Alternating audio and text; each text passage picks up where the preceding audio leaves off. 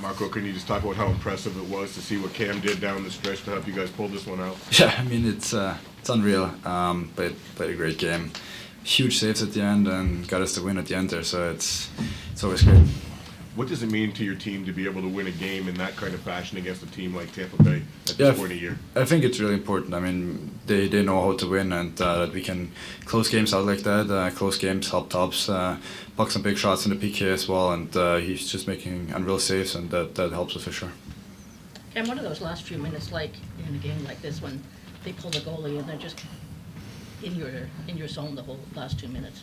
Yeah, I mean that's a team that's got a lot of pedigree over there, winning pedigree. They know how to pull out these tight games, and Kucherov's sitting there with the puck, and he's got options. He's going to find somebody eventually. So give the guys in front of me a ton of credit. We blocked a lot of shots from the top.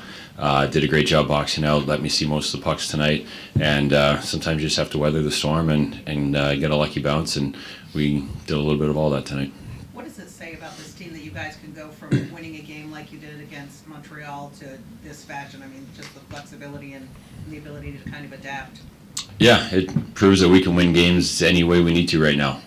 We can put 5 or 6 on the board, or we can make one hold up. So I mean, that gives us a ton of confidence, especially against a team like that, coming back from what they did us in their building last week. So it shows a lot of mental fortitude in our group right now, and you like to see that this time of the year, and in a game that we definitely needed.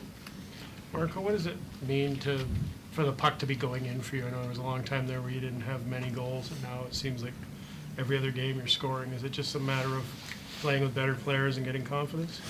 I mean, confidence always plays a big part, but also we've been winning games. I think that helps everybody on the team and gives everybody some confidence. And I mean, puck goes in, it's always fun, contributing that way. And like I said, winning games is all we try to do.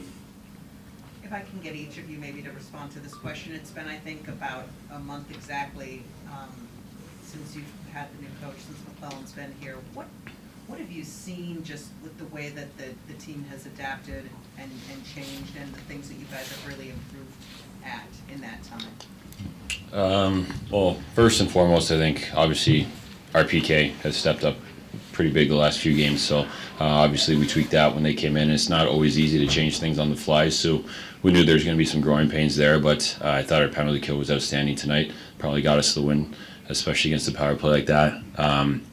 Our structure in all 3 zones, I feel like we're just supporting the puck better, breaking out in groups of 5 better. We're not panic flipping or icing or anything like that, and creating unnecessary face-offs in our zones. So anytime you can break out cleaner, limit their entries off their rushes and stuff like that, and make them give up the puck coming into our zone, I think those are some of the biggest things that we've seen and we've worked on, and structurally we've been doing a heck of a job. So I think that's been some of the big reasons why. Yeah, I mean, I agree with Talbot here, and I also think we had some intense practices that translated to our games. I think we've had better starts, just going out there first 20, and after that also we've worked on playing full 60 minutes, and I think we've done a good job of that, and then translates from having intense practices, I think. Marco, your line got a fair amount of time against the Kucherov line tonight. You've seen that obviously in recent games too. What's that experience been like for you, and what have you gotten out of playing against top players? Yeah, I think you gotta know who you play against out there, and I mean Kucherov is one of the best players in the league, obviously, and so you gotta always watch out for him. He likes to be on the right side, and just gotta cover the open guys. He's a really good passer, and I think that's what we really try to do. Just don't give him too much time, because then he's gonna make some plays around you. Cam, one of the things they teach goalies from a young age is you never play to the score. You just play to make the next save. Mm-hmm. Is that easier or harder to do in a game like this? I mean, you're trying to do that any game. It doesn't matter if it's 6-5 and you got a 1-goal lead or 1-0. I mean, your goal is, like you said, to stop the next one. That's got to be your mindset no matter what. So obviously a little bit more on the line with just a 1-goal lead there at the end. But again, that's always your mindset. You always want to stop the next one. You're not thinking, okay, even if you have a 2-goal lead, okay, I can give up 1. It's just never the mindset you're going to have. So your mindset's always just to stop the next one. If you had a chance to look at the play yet, but the way the game ended with Rask, can you give us an update and your thoughts on the play if you had a chance to look at it? I haven't had a chance to look at it. I know there was some discussion a little bit about it. he was getting looked at in the doctor's office. I think things are okay, from what I've been told so far. Just the way you're able to win this game and hold a 1-0 lead. What did it say about your team tonight, and how big was a victory like this? Oh, it's a big victory. We took advantage of a team that played last night, went 11-7, and really ran their big guys hard. So they were still effective at the end of the night, but I thought we defended well. Penalty kill came up big, and your goaltender has to be one of your better players most nights, and I thought Talbot was that tonight. He jokingly said to me on the bench after, I'm too old for this, but how much does experience play into a win like this, staying calm in the moment when he's obviously under siege at the end of the game? He's not too old, because in 2 years he's going to come back and want another contract, so remember he said that. No, he was, we were debating on who we were going to start, and I've been around Talbot enough to know that he probably wanted to start after what happened in Tampa, and it wasn't on him by any means. We had a good game the other night, and I just had a gut feeling this is what he wanted, and he got the opportunity and took advantage of it. Todd, can you talk about how much progress this team has made in the month that you've been here in terms of, compete level and playing defensively the way you'd like? Well, for me, the biggest thing is they have a sense of belief. How we got to believing we can play with anybody, I'm not sure. We just started chipping away at different things and working at it. And, and even tonight we were a little bit frustrated. I could feel it on the bench after the first period. We had some chances, and then it wouldn't go our way, and we had to come in and talk about it. It's okay. Like, that's a pretty good period against a good team. Let's learn how to win. Let's relax and play. So I think those types of moments, those types of situations are presenting themselves more often, and we're dealing with them. So I think that's good. Then all the structure stuff, whether it's D-zone, penalty kill, power play,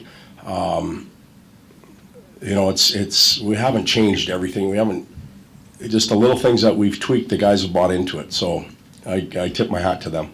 Hey, Todd, are you seeing progress on the penalty kill? I mean, tonight was against that power play. It's an effective. Yeah, I think we are. You're never going to be perfect.